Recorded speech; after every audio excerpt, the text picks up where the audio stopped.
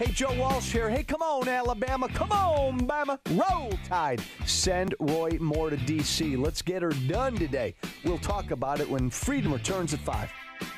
Dan and Amy, in this era where the D.C. press corps' credibility is diminished daily, there is at least one reporter you can set your clock by when it comes to sources and straight reporting, and she is Catherine Herridge. She is the chief intelligence correspondent for Fox News, and she had an excellent interview over the weekend with Devin Nunes, the kind of newly reinstalled chairman of the House Intel Committee after being cleared by the House Ethics Committee for any suggestion that he improperly distributed classified information.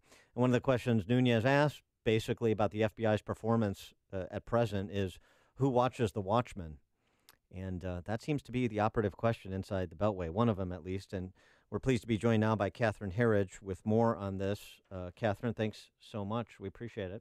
Thanks as always for having me. So what is going on at FBI right now in your estimation? Are they trying to purge politics from their ranks, particularly at the higher levels, or are they just continuing to play politics as it appears they were doing last year under Comey? Well, based on the public testimony we had from the new FBI Director Christopher Wray last week, he's waiting for an internal report by the Justice Department's Inspector General to reach conclusions about the Bureau's handling of the Clinton email case, also issues that may be related to the Russia investigation. And he says once he has those facts, then he'll decide whether further action is taken. This testimony, though, caused a lot of frustration among members of the Trump administration in the sense that they felt that Wray, someone who was appointed by the president and confirmed by the Senate, could take action himself rather than wait for the Inspector General. That report has been in the making for several months. So the short answer to your question is there seems to be tension within the Bureau between waiting for a formal report to detail the issues within the FBI and whether action should be taken more immediately. Has the House Intelligence Committee received the text messages that was the anti-Trump text messages that were sent from that FBI agent? So this FBI agent, Peter Strzok, is really at the center of almost every major development in the Clinton email case as well as the Russia investigation. For example, he was the one who sat in on the interview with Hillary Clinton in July last year, just before FBI Director James Comey announced that they would recommend against criminal charges. He was there when they went through the classified emails that were found on Anthony Weiner's computer. Remember, this was the issue that reopened the email investigation just before the election. And then he also was on the Russia case. And the committee does not anticipate getting those text messages for probably several weeks still, in part because we were told there were over 10,000 text messages between this FBI agent and an FBI lawyer who was on the Russia case, which in its most basic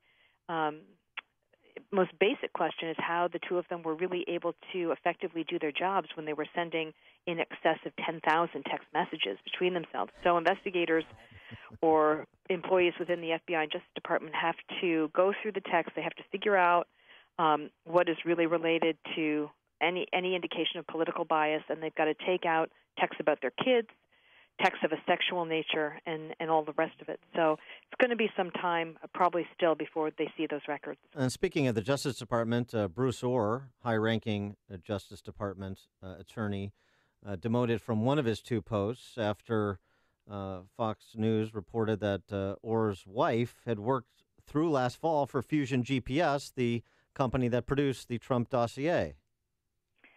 What we're learning about Fusion GPS is, in terms of the dossier, this was the research they were commissioned to do by the DNC and by the Clinton campaign, is that there was, on one level, a very coordinated strategy to push out this information, first to the FBI in July of last year.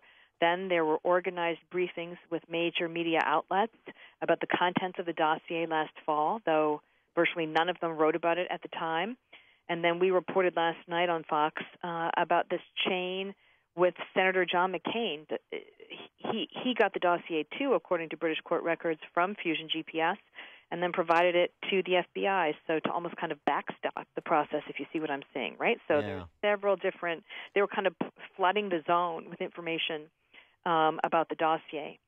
And Fusion has really been less than cooperative with Capitol Hill about its arrangements with a British spy to put the dossier together, the extent to which Russian sources were paid for this information. So this to me is becoming one of the leading edges of the story. To what extent did this opposition research really drive the whole discussion of Russian collusion? And did it in any way form the basis of surveillance warrants for members of the Trump team? And does it in any way influence the FBI's recalcitrance when it comes to complying with subpoenas from the House Intelligence Committee on all of these topics?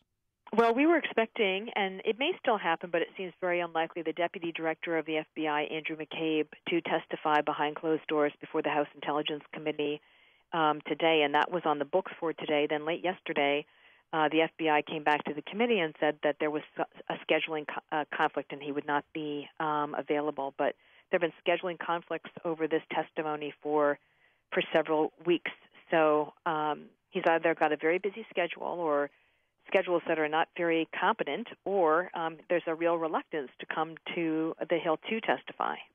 Yeah, it's not inspiring a lot of confidence in the FBI, I'll tell you that. But that's just my opinion. I know you're a straight news reporter, Catherine Herridge, Chief Intelligence Correspondent for the Fox News Channel. Catherine, always a pleasure. Thanks for joining us. Thank you.